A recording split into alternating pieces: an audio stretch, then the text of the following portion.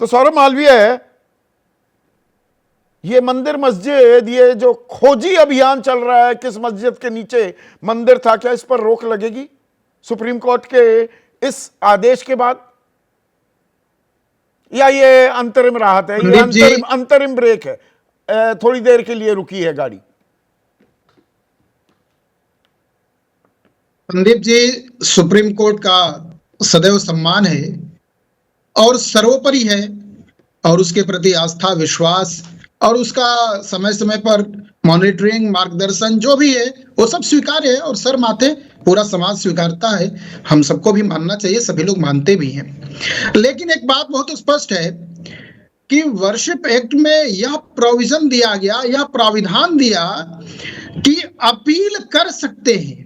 यह नहीं कहा कि जन भावनाओं के, आस्था के, आप अपनी भावनाओं के, अपने श्रद्धा के केंद्रों को भुला दीजिए, मिटा दीजिए, हटा दीजिए, समाप्त कर दीजिए, नष्ट कर दीजिए और वह इतिहास के पन्ने में समाप्त हो जाए, सिमट जाए। यह बात उसमें नहीं कही गई है। आपके उद्धरण में, आपकी बात में ये बात रह जा रही है, यह बात शेष है जो बाहर नहीं आई। उस तो मैं शेष इसको बात जोड़ना को चाह रहा था। बहुत अच्छा किया प्रोफेसर सौरभ मालवीय, पर इस बात को तो अपने आप में मुकम्मल सरसंघ चालक, अभी सुप्रीम कोर्ट को छोड़ देते हैं, सरसंघ चालक तो संघ परिवार और सभी स्वयं सेवकों से क्या कह रहे हैं, कुछ आस्था के केंद्र हो सकते हैं लेकिन हर मुद्दे पर लड़ाई क्यों, हर रोज एक मस्जिद के नीचे शिवलिंग क्यों खोजने की जरूरत पड़ रही है? गलत कह रहे हैं क्या सरसंघ चालक, या कह रहे थे? ये जून 2022 की बात है। आपकी बात पूरी हो जाए। हाँ हाँ, हो गई तो मैं अपनी बात रखूं। किसी भी मुद्दे पर, किसी भी प्रकार से, कहीं भी कुछ भी विवाद क्यों करना? विवाद करने के पक्ष में कौन है? बिल्कुल नहीं है। लेकिन इस देश में संविधान है और वो संविधान किसके लिए है? जन के लिए है, समाज के लिए है, यहाँ के लोगों के लिए, यहाँ की आवाम के लिए है, वहां यहाँ के लोगों के, आवाम की रक्षा, सुरक्षा और भावनाओं के लिए। उस संविधान के बैनर तले, उसके अंतर्गत रहते हुए यदि जन भावना यह कहती है कि मुझे मेरा अस्तित्व, मेरा पुरातन, मेरा सनातन, मेरा वह मूल कहाँ है, मेरे रूट्स कहाँ है, तो सरसंघ चालक कह रहे हैं कहाँ रुकेगा? कुछ आस्था के केंद्र हो सकते हैं, हर मुद्दा नहीं, पर विश्व हिंदू परिषद, वो शायद खुद भूल गए, मैं सरसंघ चालक को भी याद दिला देता हूं, विश्व हिंदू परिषद तो कह रहा है 40,000 मंदिर तोड़े गए मस्जिद बनाने के लिए, तो ये इक्का दुक्का की बात थोड़ा, अभी तो बहुत बचे हैं। संदीप जी, आप बिल्कुल सही कह रहे हैं। संदीप जी, क्या इस सच को, इस इतिहास को झुठलाया जा सकता है?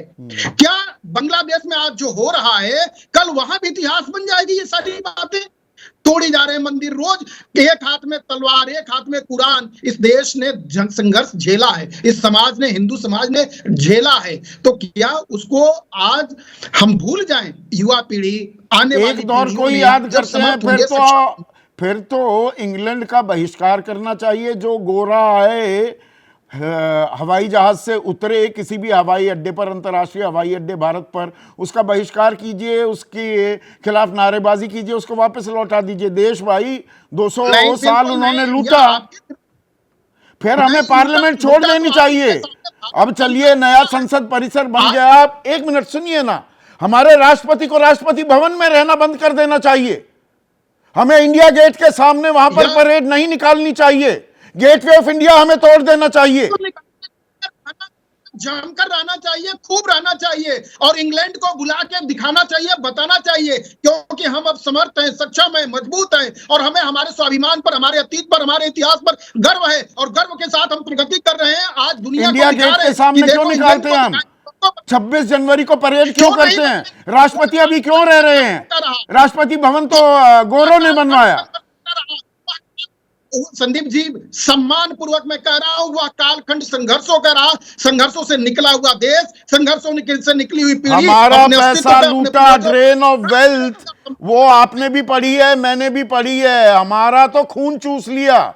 जिन गोरों ने वो इमारतें बनाई, उसी में हम बसे हुए हैं, उसी से हमारी सरकारें चल रही हैं। नॉर्थ ब्लॉक, साउथ ब्लॉक आज किसकी देन है? बताइए ना। माफ कीजिए, आप एक चश्मे से कैसे देख रहे हैं पूरी समस्या को? माफ करिए संदीप जी, मैं इस शास्त्रार्थ में आपसे नहीं जाऊंगा, लेकिन मैं जरूर निवेदन करूंगा कि आप उसी इतिहास को दोहरा रहे हैं जो जहर अंग्रेज दे के गए उसी की बात आप कर रहे हैं। उससे पहले हमने तो शून्य का आविष्कार किया, हमने तो हमारी भारतीय ज्ञान परंपरा के सामने अंग्रेज क्या थे भैया। कोई मना नहीं कर रहा हूं मैं। सही नहीं, फिर तो देखिए, नहीं प्रज्ञान। सौरभ भाई, आप इतने पढ़े लिखे इंसान हैं, मुझे ये बताइए, और गलत अगर जानकारी दे रहा हूं तो प्लीज करेक्ट कीजिएगा। 5वीं और 6वीं सदी तक कितने जैन मंदिर थे इस देश में? आज की तारीख में जैन मंदिर ही नहीं दिखता। उनका रूपांतरण, उनका परिवर्तन, अब वो इतिहास आपने पढ़ा हुआ है, मैंने भी पढ़ा हुआ है, और मैं व्हाट्सएप ज्ञान नहीं लेकर शेखी बगाड़ता हूं। उसकी भी चर्चा हो जाए, तौर पर होनी चाहिए, और आपका सम्मान है। आप ज्वलंत विषय को लेके आते हैं, भारत के इतिहास को आप अच्छी समझ रखते हैं, राजनीति को समझते हैं, इसीलिए आप संदीप चौधरी हैं इस देश में, आपको सम्मान मिलता है, आपके व्यूअर्स हैं, लाखों लोग प्रभावित होते हैं आपके विचारों से। लेकिन मैं इस बात से आपसे अपील करना चाह रहा हूं का जो मौजूदा, एक मिनट, अच्छा किया आपने मेरी थोड़ी तारीफ की। मुझे बल मिलता है जब कोई आप जैसा पढ़ा लिखा आदमी ये कहता है कि हाँ, थोड़ा पढ़ लिख मैं भी लेता हूं। तो बौद्ध धर्म, जैन धर्म, मौजूदा सनातन धर्म जब स्थापित हुआ था, उससे पहले बौद्ध धर्म स्थापित हो गया था। चंद्रशेखर आजाद आए थे, वो अपनी राजनीति कर रहे थे, मैं इस बात से इनकार नहीं कर रहा हूं। वो कहने लगे, बौद्ध ही कहने लगे हैं कि हमारे कितने धार्मिक स्थलों के ऊपर मंदिर बने, तब क्या होगा? देखिए, ये खुदाई, मतलब देश में खुदाई शुरू हो जाएगी, बस पूरे देश को खोद डालो। नहीं, खोदने की बात ही नहीं है संदीप जी। यदि जन भावना अपील आती है, अपील करते हैं, तो उसका सम्मान पूर्वक उसका निस्तारण करना चाहिए और मिल बैठ के भागवत। तो सरकार को जवाब देना चाहिए। सरकार सीधा कह देना सौरभ भाई कि 1991 का कानून गलत था, ना रहेगा बांस ना बजेगी बांसुरी, फिर खोजिए। कानून है वो। संदीप जी, एक सेकंड जरूर, 1 मिनट मेरे वाक्य प्रश्न को जरा ले लीजिए। वह कानून किसके लिए है? भारत की जनता के लिए, भारत के करोड़ों लोगों की आस्था के लिए। तो भारत की करोड़ों लोगों की आस्था यदि कहती है या बताती है कि हमारे आस्था का सम्मान होना चाहिए और हम पुनः आग्रह कर रहे हैं, तो संविधान में परिवर्तन समय के अनुसार।